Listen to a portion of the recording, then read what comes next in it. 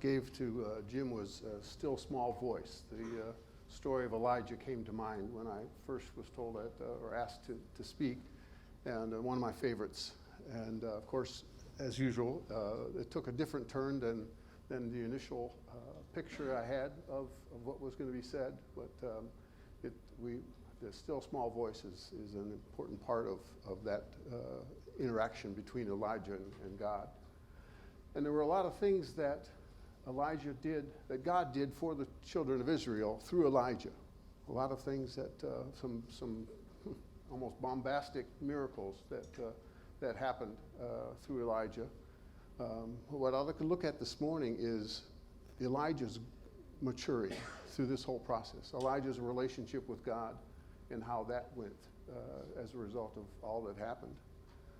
The first episode we find Elijah in, he goes to King Ahab, and Ahab was king of Israel from 869 to 850 BC, and he tells them there's going to be a drought, and it's going to stop. There won't be rain until I say so. And Ahab took exception to that, of course, as Ahab was not a real follower of God. He had drifted off and married Jezebel, who was worshipped Baal, and he helped build a temple to Baal in Israel, which was quite a no-no, to say the least. And so when Elijah goes to him and says, there's going to be a drought, and it's not going to be over until God says it's time to get over. And so God wisely says, Elijah, get out of there. Get away from there, because I don't want you to get any feedback coming at you that you get hurt on. So Elijah runs away or is led away to a place where there's some water. And he lays down in this place where there's water, and ravens come and bring him food. Bring him food to eat, and he drinks from the water there until that's all gone. And it's interesting, as I was reading in the commentary, ravens were an unclean bird to the Israelites. They were not supposed to have anything to do with ravens. They were a no-no, if you will. And yet God uses them to feed Elijah during this time. And then the water runs out, and he says, okay, plan B. Here's what we do now. The water's gone. I want you to go into the city of Sidon. He's like, ooh. Now Sidon is a place, again, that the people largely worship Baal. They're not Israelites. They are Phoenicians and really don't fit in this picture that we have of God and Israel. But God says, go to the city of Sidon, and there's a widow there, and she'll take care of you. I've told her that she's supposed to take care of you. So Elijah goes to Sidon and meets this widow and tells her, I need you to make some food for me, and then when you're done with that, you can cook for yourself and your son after that. So little whatever there. And so she says, but I don't have much. I only have a little bit of oil. I only have a little bit. He says, don't worry. That will not run out as long as I'm here. And she only had a little, and it never ran out, and that was 3 years that he was in that place. And so he is staying with the widow, and she has a son, and the son gets sick and dies. And she goes to Elijah and says, can you help me here? My son is dead. And to show a little bit of Elijah's misunderstanding of God, he looks up at God and says, what the heck? You're bringing this calamity on this poor widow in Sidon and killing his son? Why are you doing this? What in the world could be in your mind to do this? And so he lifts the son, takes him up to the roof and says, okay, God, bring him back to life. And the Bible says God listened and brought the boy back to life. And in all this, Elijah is learning and is having to really expand his open-mindedness about who he thinks God is. Isn't this supposed to be like, bring me somewhere where I'm just surrounded with people like me, send me to Israel. Let me be around all these people, whatever. Instead, he goes to some place where he's taken care of by unclean birds, by unclean resources that happen. He goes to the city where Israelites just don't show up.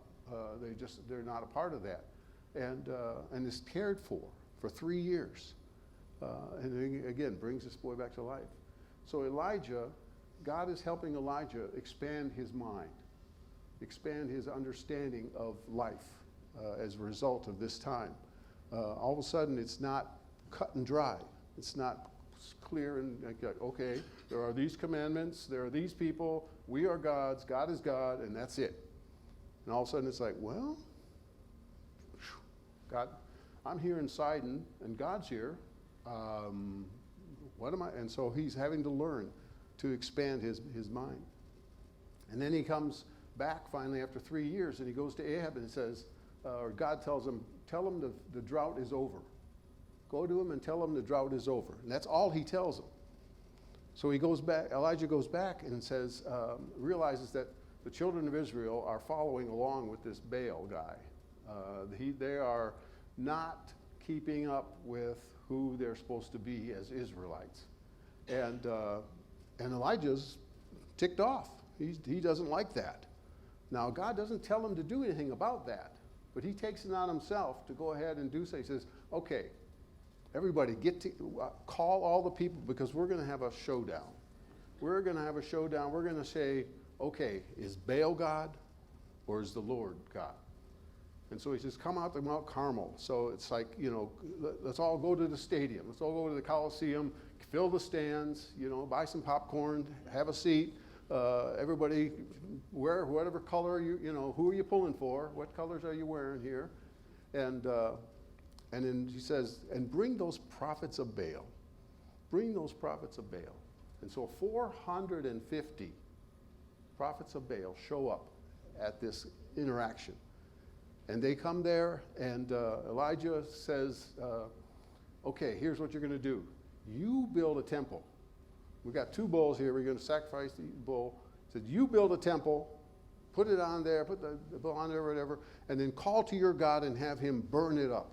Have him consume this temple and all that you've set inside in here. And I want you to do it. And so the prophets of Baal start praying. Oh, Baal, show that you are the one. Show that you are the one. And hours go by and nothing happens, and these people start praying a little more, dancing a little harder. It says they start cutting themselves and doing all kinds of strange things to try to attract the attention of Baal. Saying, come on, man, what's going on? And through this all, Elijah's teasing him. He's sitting back going, what's the matter? Is he asleep? Maybe you need to yell a little louder. What's wrong with your guy? You're not like this. And he goes on and on and on like this.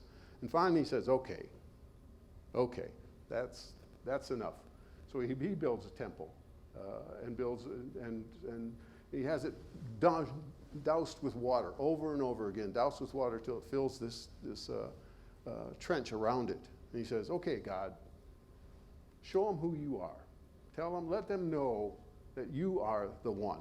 You are the God, and that's all there is. And sure enough, fire comes down and consumes all of that's there. All the water, all the wood, everything that's there is gone. And the children of Israel go, wow, the Lord is God. The Lord is, and their minds are changed. And so Elijah, but in his introduction, Elijah shows again his lack of real understanding. Maybe he says, I'm the only one left. I'm the only prophet left here, and I've got 450 prophets of Baal here that I'm standing up against. What he failed to remember was that just the other day, he was spending some time with Obadiah, and Obadiah told him, I have 100 prophets hidden in caves. I'm feeding them, I'm taking care of them, we're covered. I mean, we've got people, we've got a team. And yet he goes out there and says, I'm the only one left. I'm the only one left, and I'm standing here in front of you like this. And so again, his understanding of what all that's going on is a little skewed. And so he So he, again, performs the miracle. God burns it up, and they go on their way. And the next part of the story has him going to Ahab and saying, the drought is over. Water's coming. And so he takes Ahab out to a place, Mount Carmel, to look over and look for a cloud. Look for, actually a servant, takes a servant and says, go over and look for a cloud. And finally, after 7 tries, the cloud starts showing up the size of a fist. And Elijah says, you better get up and get going because the rain is coming heavy and you're going to get caught in it. And so they jump in the chariot and they start riding away, running away from that spot because they know that the rain is coming. And it says, the Bible then says that Elijah, in the strength of the Lord, hikes up his little outfit and starts running and outruns the chariot away from the rain as the rain's coming and flooding all the zone. So all this is happening, and it's like, can you imagine Elijah? It's like, I brought fire from the sky. I mean, and it burned up all this water, burned up. It's like, man, wow. I mean, if you and I did that, I think we would probably need to be checked in somewhere for a time to calm ourselves down after that. And then again, he came back and he said, the rain. And Ahab goes back to his wife Jezebel and tells her what happened. That all the prophets of Baal were killed, that Elijah had done all this and that. And Jezebel says, I'm going to take him out. I'm going to take him out. You go tell him that by the end of this today, I'm going to take him out. And after all that's happened, after all these miracles, after all these episodes where God is showing that God is God and that he's taking care of him, whatever, all of a sudden Elijah goes, I'm out of here. I'm done. And he says, I'm no better than my ancestors. I'm no better than my ancestors. And here again, God is trying to, I think, open Elijah's mind to his capacity for wonder. His capacity for wonder. Sometimes we, in our lives, our faith in God, in George, in whatever we tend to decide to call that, our faith in that is circumscribed within narrow limits, as Thomas Jefferson liked to say, because of either the environment we grew up in, people who have been influential in our lives, and so we have this idea that we can't be any better, we can't do any more than what's already been done. We can't be better than our ancestors. We can't be more than who was responsible for us. And Elijah gets to that point, and he says, now if you look back and realize he's already been larger than his ancestors. Nobody else carried off these miracles that Elijah did. And so he's already larger than his ancestors. And he's not alone, although he continues to say, I'm alone, and complain to God, just not understanding. Again, not grasping all that's going on. And so he is complaining. He says, God, let me die. Let me die. I'm done. Put a fork in it. I'm done. It's just, and so he said he's complaining. And so again, God is calling him and trying to give him the experience to expand his capacity for wonder. To expand his capacity for wonder. Wow, the things I get to do in my life, the things about God that I've seen, and they're fantastic. I mean, I think when I look back and see the where I started from and where I am today, again, it's amazing. One of my favorite recently is, and I've told probably all of you this story already, but I'm going to repeat it. I was walking in my home down the hallway one day, and I felt a paintbrush in my hand. And I have never painted before. It was just never something I wanted to do. I thought at one time I thought it would be nice to be able to draw clouds, but that was the extent of my, and so I had this feeling of a paintbrush in my hand, and I thought, what in the world? But something inside said, go with it. Go with it. What's it? So I went to the store, went to Michael's, and bought paper and bought some watercolors and started splashing it on the paper. And it's like, that's nice. And I thought, okay. And I went to acrylics. Let's go get acrylics. Yeah, those are brighter. They're more color. So I started using those. And all of a sudden, it's just an outlet. It's just like this. And then I kept painting and this kind of thing. And I have a friend who is a professional artist, other than my other friend. And I showed him some of the pictures. And he says, you really ought to look at selling some of those. And I was like, what?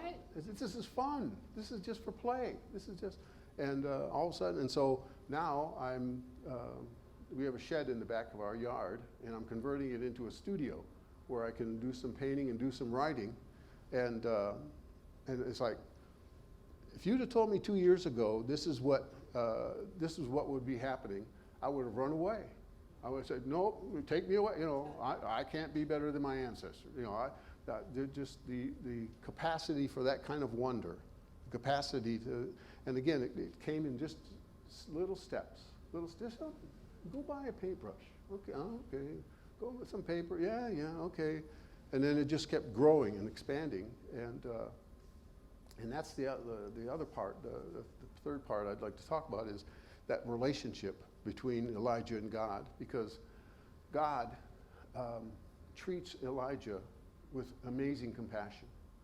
Now you can imagine if you're standing with God and you're saying, God's saying, okay, we're on. We're going to go out and we're going to save the children of Israel. And you say, no, I'm done. No, I'm not going to listen to you anymore. This is not for me anymore. I don't want this. Now most people maybe picture God saying, well, you know, if that's the way you feel, you know, we're done. That's it. But God didn't do that.